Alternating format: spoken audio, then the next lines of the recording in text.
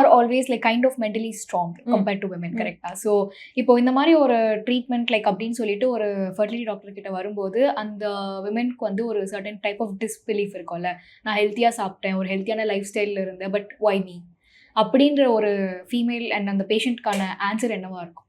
So நீங்கள் சொன்னதில் I have to change. Men இப்போ ஃபீமேல்ஸை விட men are becoming more anxious of late. Last ஒரு 3-4 இயர்ஸில் ஒய்ஃப்ஸ் கூட கொஞ்சம் காமாக இருந்தாலும் husbands too get so anxious. ஏன்னா முன்னாடிலாம் என்னென்னா ஊரில் வந்து அந்த பொண்ணை தான் கேட்பாங்க இன்னும் ப்ரெக்னென்ட் ஆகலைன்னு. இப்போ அப்படி கிடையாது. ஈவன் பசங்களையும் கேட்க ஆரம்பிச்சிட்டாங்க வாட் இஸ் ஹேப்பனிங்கும் போது even the males are equally stressed. I will not say it's only the female partner. Definitely ஃபீமேல்ஸ்க்கு இன்னும் அதோட ஆங்ஷியஸ்னஸ் அதிகமாக இருக்கும். பட் ஈக்குவலி பார்க்கும்போது ஆஸ் அ கப்பலாக வரும்போது ரொம்ப 50-50 ரெண்டு பேருமே ஈக்குவலி ஆங்ஷியஸாக இருப்பாங்க. ஸோ ரெண்டு பேருக்குமே counselling part is very important. Reassurance ரொம்ப ரொம்ப இம்பார்ட்டண்ட். அண்ட் ரெண்டாவது நான் நல்லா சாப்பிட்டேன், நான் யோகா போகிறேன், ஜிம் போகிறேன், ஹெல்த்தி இதெல்லாம் சொல்லுவாங்க. பட் இதெல்லாம் பார்த்தா அவங்களோட ஏஜ் பார்த்தீங்கன்னா ஒரு 36-38 இருக்கும். மேபி லேட் மேரேஜாக இருந்திருக்கலாம். இல்லை நான் இப்போ பார்க்குறது எல்லாமே ஒரு 26-28 கல்யாணம் ஆயிருக்கும். பட் ஒரு 5 இயர்ஸ் வேண்டான்னு இருந்தோம், ஸோ நாங்கள் இப்போ தான் பிளான் பண்ணுறோம் அப்படின்னு அவங்க பிளான் பண்ண வரும்போதே 35 இருக்கும்.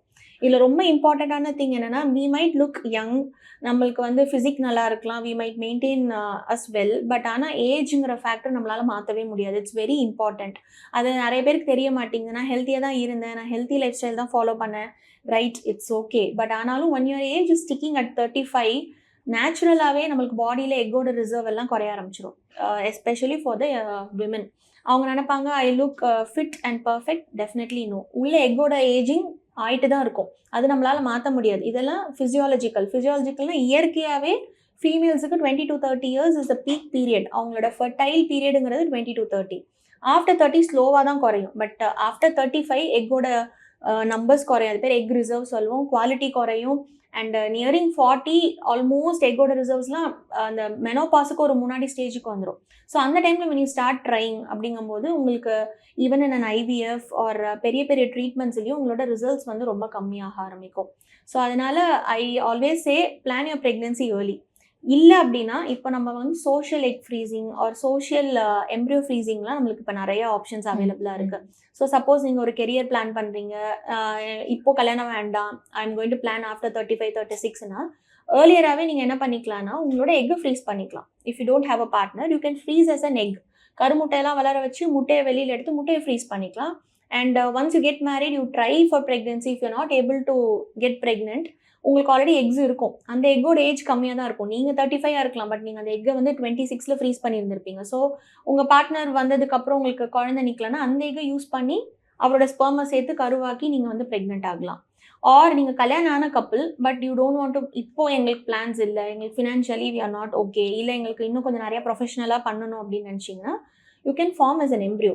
கருவே ஃபார்ம் பண்ணி ஃப்ரீஸ் பண்ணிவிட்டு அதுக்கப்புறம் நீங்கள் என்ன பண்ணலான்னா ஒரு 35-36 மேலே யூர் பிளானிங்னா பிளான் பண்ணி பார்க்கலாம். If things are not working out இந்த எம்ப்ரியோஸை நீங்கள் தாராளமாக எடுத்து நீங்கள் ப்ரெக்னென்ட் ஆகிக்கலாம். ஸோ இதெல்லாம் ஆப்ஷன்ஸும் இருக்குது. அப்பார்ட் ஃப்ரம் தட் இதெல்லாம் நாங்கள் எக்ஸ்பிளைன் பண்ணியும் they feel low.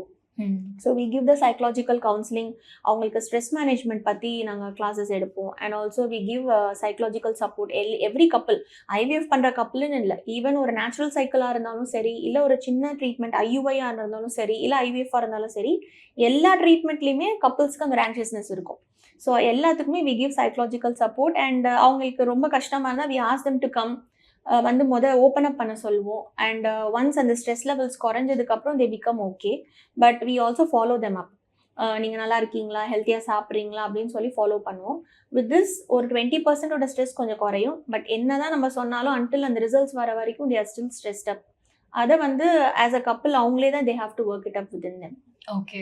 So I mean இந்த ப்ரொசீஜரில் வந்துட்டு ஒரு கப்பிளோட ஸ்ட்ரெஸ் அண்ட் அவங்களோட சைக்காலஜிக்கல் எஃபெக்ட்ஸ் எல்லாமே நம்ம வந்துட்டு ட்ரீட் பண்ணுறோம் செப்பரேட்டாக இருக்கட்டும். But as a doctor that's one கப்பிளோட எஃபெக்ட் வந்துட்டு you treat with psychology. There multiple couples அவங்க வந்து உங்ககிட்ட பேசுகிறாங்க, அவங்களோட ஆங்ஸைட்டி எல்லாத்தையும் உங்ககிட்ட கொட்டுறாங்க. So after the whole day ஒரு 10 to 15 பேஷண்ட்ஸ் டீல் பண்ணதுக்கப்புறம் how do you feel and what do you do? Nice question. No one has asked about that. அவங்களோட ஒரு கப்பல் சொல்லிட்டு போவாங்க, அந்த மாதிரி 10 பேர் இருப்பாங்களா. We also feel stressed along with them. But எங்களோட ஸ்ட்ரெஸ்ஸை we shouldn't show to them. We should make them feel more confident and they are at safe hands. And இன்னைக்கு ஒரு கப்பல் பார்த்துட்டு நான் வீட்டுக்கு போகிறேன்னா ஐ டோன்ட் ட்ரைவ், சும்மா அப்படியே ட்ரைவ் பண்ணிட்டு போக மாட்டேன். I think about them. இவங்களுக்கு என்னென்ன பெட்டராக பண்ணலாம், what could be done. And நாங்கள் ஐவிஎஃப் பண்ணிவிட்டு ரிசல்ட்ஸ்க்காக வெயிட் பண்ணுவோம். as I said blood test எடுத்தால் தான் தெரியும்ல. ஸோ இன்றைக்கி எம்ப்ரியோ ட்ரான்ஸ்ஃபர் பண்ணியிருப்பேன், கரு உள்ளே வச்சுருப்பேன். 15 டேஸ்க்கு அப்புறம் உங்களுக்கு ரிசல்ட்ஸ் இருக்கும். அந்த 15 days is like writing a exam for me. நான் ஒரு எக்ஸாம் எழுதிட்டு I'm waiting for the results. நான் பாஸ் ஆகிட்டேனா ஃபெயில் ஆகிட்டேனா, more then the patient I am very anxious. எனக்கு தெரியும் இந்த டே அவங்களுக்கு ரிசல்ட்ஸ்னு சொல்லிட்டு. ஒன்ஸ் ரிசல்ட்ஸ் வந்தோடனே வந்து பாசிட்டிவ்ல ஐ ஃபீல் வெரி எலேட்டட். அதே இது நெகட்டிவ்னு ஒரு ரிசல்ட் வரும்போது பேஷண்ட்ஸ்க்கு ஈக்குவலாக I have the stress, but I cannot show it out. அப்போ நான் when I drive back யோசிச்சுட்டு வருவேன், இவங்களுக்கு வேற என்ன பண்ணியிருக்கலாம், இல்லை இன்னும் அடுத்த சைக்கிளுக்கு இன்னும் என்ன பெட்டராக பண்ணலாம் அந்த பேஷண்ட்டுக்கு அப்படிங்கிறத we think more then the family. இதை தான் ஆல்மோஸ்ட் ஒரு 90% we are occupied with all these things. இது கரெக்டாக போச்சா போகலையா, வேற எங்கேயாவது தப்பாக இருந்திருக்குமா, இல்லை வேற ஏதாச்சும் மாடுலேட் பண்ணணுமாங்கிறது. But definitely that's a happy stress. வந்து அந்த ஸ்ட்ரெஸ் எல்லாம் எடுத்து பேஷண்ட்டுக்கு அவ்வளோ கேர்ஃபுல்லாக மெட்டிகுலஸாக நாங்கள் பிளான் பண்ணி and when they become pregnantல more than them we feel very happy as a team. It's not only my job, we have whole of our team including the assistant doctors, from the staff nurses. எல்லாமே ஒரு patient success ஆனா we just celebrate because it's not a celebration for them, it's a celebration of the team effort. Yeah. So definitely stress is there, but we don't show it out and we fight for the patients. That's a very beautiful answer. Like I could feel it, how stressful it Yes. is. So இப்போ அந்த 15 days வந்துட்டு நீங்கள் you tell you'll get the results இல்லையா? So இது வந்துட்டு if it's success R failure. So suppose இப்போ அது வந்து ஒரு ஃபெயிலியர் அப்படின்னு ஆயிடுச்சுன்னா, இப்போ ஒரு அவுட் ஆஃப் 10 நீங்கள் எவ்வளோ ஃபெயிலியர் ரேட்ஸ் பார்க்குறீங்க அந்த 15 daysல? ஸோ அவுட் ஆஃப் ஒரு 10 coupleஸ்க்கு நான் இந்த மந்த் ஐவிஎஃப் பண்ணியிருக்கேன்னா, the expected is 7 to 8 of them do conceive. அந்த ஒரு 2 to 3 இருக்க பேஷண்ட்ஸ் கொஞ்சம் நெகட்டிவ் ஆகலாம். ஸோ இந்த மாதிரி அந்த 2 to 3 பேஷண்ட்ஸுக்கு நம்ம உடனே என்ன பண்ணாமல் வி கால் தெம், இமீடியட்டாக கூப்பிடுவோம். நம்ம வந்து we don't ask them to sit for a month at home. ஏன்னா அது அவங்களுக்கு ஆங்ஷியஸாக இருக்கும், இவ்வளோ தூரம் பண்ணியிருக்கோம், ஏன் நம்மளுக்கு ரிசல்ட்ஸ் வரல, நம்மளுக்கு ஏன் நெகட்டிவ் ஆயிருக்குங்கிறத நினைப்பாங்க. Because they not only invest money மட்டும் இல்லை, it's like psychological as well as ஃபிசிக்கலாகவும் அவங்களுக்கு அதெல்லாம் they have gone through so many things. So இமீடியட்டாக கூப்பிட்டு நம்ம பேசுவோம். ஸோ நம்ம ஏன் நெகட்டிவாக இருக்குங்கிறத we will analyse along with the patient. First patient முன்னாடி நாங்கள் எங்களோட டீமில் வி அனலைஸ் வேறு என்ன பெட்டராக பண்ணியிருக்கலாம், எந்த ஃபேக்டர்னாலே உங்களுக்கு ஒர்க் அவுட் ஆகலைன்னு, and we come up with solutions. So எதுக்குமே சொல்யூஷன் இல்லாமல் இல்லை, எல்லாருக்குமே எல்லாமே பண்ணணும்னா that is going to be more காஸ்ட்டும் அதிகமாக போகுது and it's going to be more stressful for the patient. எது தேவையோ அந்த மாதிரி ப்ரொசீஜர்ஸ் மட்டும் தான் ஒரு பேஷண்ட்டுக்கு பண்ணுவோம். ஸோ அந்த நெகட்டிவ் ஆனதுக்கப்புறம் அவங்கள பார்த்துட்டு அடுத்து என்ன பிளான் பண்ண போகிறோம், what do we do next, அதில் என்ன பெட்டராக பண்ண முடியும், இப்போ பண்ணதை விட இன்னும் என்ன பெட்டராக பண்ணலாம் அப்படிங்கிறத we formulate it and we make sure அதை அழகாக நெக்ஸ்ட் மந்த் நம்ம வந்து ப்ராப்பராக எக்ஸிக்யூட் பண்ணுறதும். அண்ட் இந்த டைம்லையும் they need that psychological support, அதையும் நம்ம இன்னும் கொஞ்சம் ஸ்ட்ராங்கராக we reinforce on them and we ask them to come back. So இந்த மாதிரி நிறைய பேஷண்ட்ஸ் 2 to 3 ஐவிஎஃப் ஃபெயிலியர்ஸ் நம்மக்கிட்ட வருவாங்க.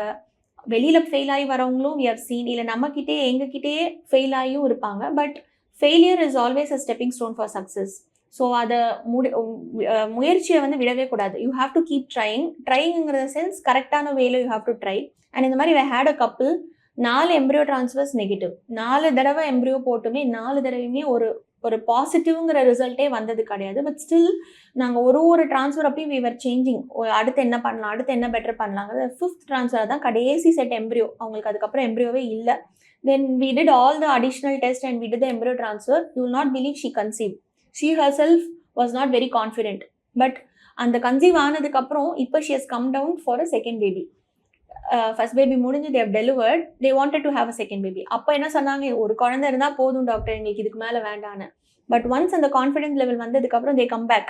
இல்லை இந்த குழந்தைக்கு இட் நீட்ஸ் another sibling சொல்லிட்டு she has again come back. So this is how நம்ம ட்ரை பண்ணிகிட்டே இருக்கணும். நமக்கு தெரியாது, மேபி நம்மளோட டார்கெட் அங்கே தான் இருக்கும். பட் சில பேஷண்ட்ஸ் என்ன வாங்கினா அந்த டைம்லேயே முடியலன்னு சொல்லிட்டு திரும்பும்போது they don't reach the target. But most of the patients அதை கரெக்டாக பிடிச்சி அவங்களுக்கு என்ன அச்சீவ் பண்ண வந்திருக்காங்களோ they achieve it. இதுதான் சொல்லுவாங்க இல்லையா, so medical is the field where இந்த சயின்ஸ் வந்து will meet the miracle. Yes yes, so this is nothing but a miracle.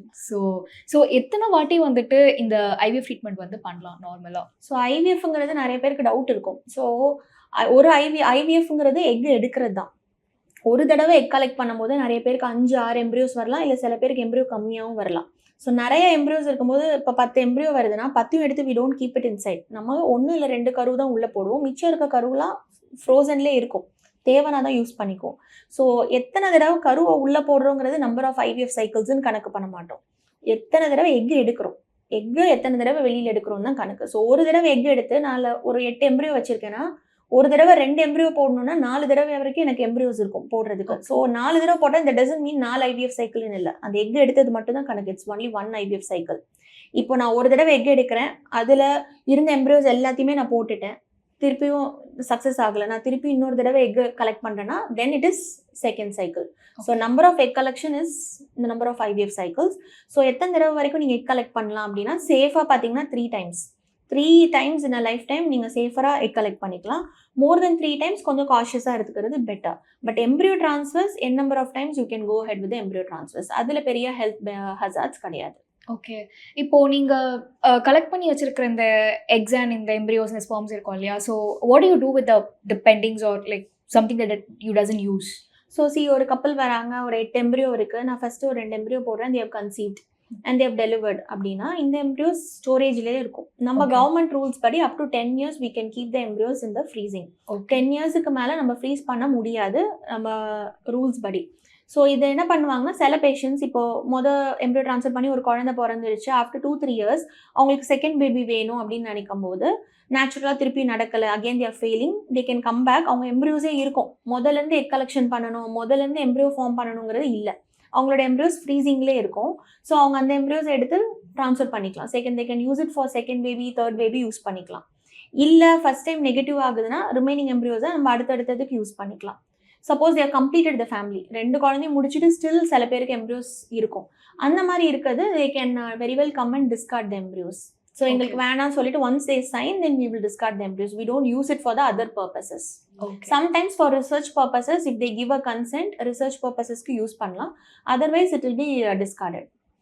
Nice. Okay, so இப்போ வந்துட்டு கொஞ்சம் லைட்டாக செக்மெண்ட் சேஞ்ச் பண்ணிட்டு சிங்கிள்ஸ்க்காக கேட்குறோம். ஸோ இப்போ வந்துட்டு எப்படின்னா இப்போ ஜென்ஸிஸ் ட்ரெண்ட் தெரியும் இல்லையா, so they don't want get married, அவங்களுக்கு வந்து கல்யாணம் பண்ணிக்கிறதுல பெருசாக இன்ட்ரெஸ்ட் இல்லை, எல்லாருமே ரொம்ப கரியர் ஃபோக்கஸ்டாக இருக்காங்க. ஸோ நீங்கள் முன்னாடியே சொன்னீங்க, so can freeze your X and try later. So what if someone doesn't want to get married at all but they want to have a baby? கல்யாணமே பண்ணிக்க வேணாம், ஆனால் எனக்கு வந்து குழந்தை வேணும். ஸோ இது வந்து it comes under the Indian law தான். So we go with a law. லாவில் வந்து இந்தியாவில் வந்து ஃபீமேல்ஸுக்கு ஆக்சுவலி கொஞ்சம் லிபரலாக இருக்குது law when compared to the males. So single women and unmarried women can come and அவங்களோட ஃபர்டிலிட்டி ட்ரீட்மெண்ட் சீக் பண்ணிக்கலாம். அவங்களுக்கு ஒரு குழந்தை வேணும் but she is not married அப்படின்னா she can come and she can get a fertility treatment like IUI or IVF. அவங்களோட x plus toner sperms வச்சு அவங்க என்ன பண்ணிக்கலாம்னா ட்ரீட்மெண்ட் பண்ணிக்கலாம். She is eligible under the law if she is a major and she should be less than 50 years. அதுதான் cut off. she can avail இந்த services avail பண்ணலாம். Whereas ஒரு மேல் அவர் வந்து சிங்கிள் வராரு, he wants to have a baby, he cannot have it. Okay, only for the females தான் நம்ம law வந்து it allows to have a baby. even if you're single you can definitely come and donor sperms வந்து you have a choice of donor sperms. எனக்கு டாலா வேணும், ஃபேரா வேணும், you can have the இது அவங்களுக்கு ஏதாச்சும் ஒரு லிமிடேஷன்ஸ் இருந்தால் அதை வச்சு நம்ம வந்து we can do a சின்ன ட்ரீட்மெண்ட்டும் தேவைப்படலாம், IUIயும் பண்ணிக்கலாம், or IVF also could be done. I feel sorry for men but women we are taking notes. Yeah, so இப்போ வந்துட்டு ஒரு myth இருக்கு இல்லையா, இந்த மாதிரி வந்து eggs freeze பண்ணி if the baby is born it might have some complications. How true is that? So there is முன்னாடி like ஒரு 20 years back freezingலே there was different techniques இருந்துச்சு. இப்போ வந்து we use vitrification where உங்கள் எம்ப்ரியோ ஃப்ரீஸ் பண்ணி அதை வெளியில் எடுக்கும்போது பண்ணுவோம், ஃப்ரீஸ் பண்ணிவிட்டு வெளியில் எடுக்கும்போது it's thawing we take it to the normal temperature. அப்போ வந்து நம்மளுக்கு 100% ஆல்மோஸ்ட் இப்போ எல்லா எம்ப்ரியோஸும் நம்மளால் சர்வைவ் ஆக முடியுது. அண்ட் இந்த விட்ரிஃபிகேஷனால் பேபிக்கு ஏதாவது ப்ராப்ளம் இருக்குமா அப்படின்னா இல்லை. ஸோ உங்களோட ஃபேமிலியில் ஏதாவது ஜெனட்டிக் ஹிஸ்ட்ரி இருக்குது, ப்ராப்ளம் இருக்குன்னா அது இந்த கருவுக்கும் வரும். ஃப்ரீஸ் பண்ணுறனாலேயோ இல்லை IVF பண்ணுறனாலேயோ பேபி அப்நார்மல் ஆகாது. If there is a abnormality within the couples that can come to the கரு. அது நேச்சுரலாக கன்சீவ் ஆனாலும் வரும், IVFல வந்தாலும் வரும். இதில் பெரிய ஹெல்த் ஹசார்ட் கிடையாது. அண்ட் சில பேர் என்ன நினைப்பாங்க, ஃப்ரீஸ் பண்ணி 1 வருஷத்தில் போட்டால் நல்லாயிருக்கும், 10 வருஷம் ஃப்ரீசிங்கில் இருக்குது, 10 வருஷத்துக்கு அப்புறம் போடும்போது அந்த எம்ப்ரியோ நல்லா இருக்காதுன்னா இல்லை. இன்றைக்கி நான் எந்த ஸ்டேட்டஸில் அந்த எம்ப்ரியோ ஃப்ரீஸ் பண்ணனோ இன்னொரு 5 வருஷம் கழிச்சு எடுத்தாலும் அதே ஸ்டேட்டில் தான் இருக்கும், அது மாறாது. பிகாஸ் நம்ம எம்ப்ரியோ சும்மா எடுத்து பார்க்க போகிறதில்ல. ஒன்ஸ் இட் இஸ் ஃப்ரோசன், நீங்கள் எப்போ ட்ரீட்மெண்ட்டுக்கு வரீங்களோ அப்போ தான் அந்த எம்ப்ரியோவை வெளியில் எடுப்போம், அதுக்கு முன்னாடி சும்மா எடுக்க மாட்டோம். So it's frozen for that time. Okay.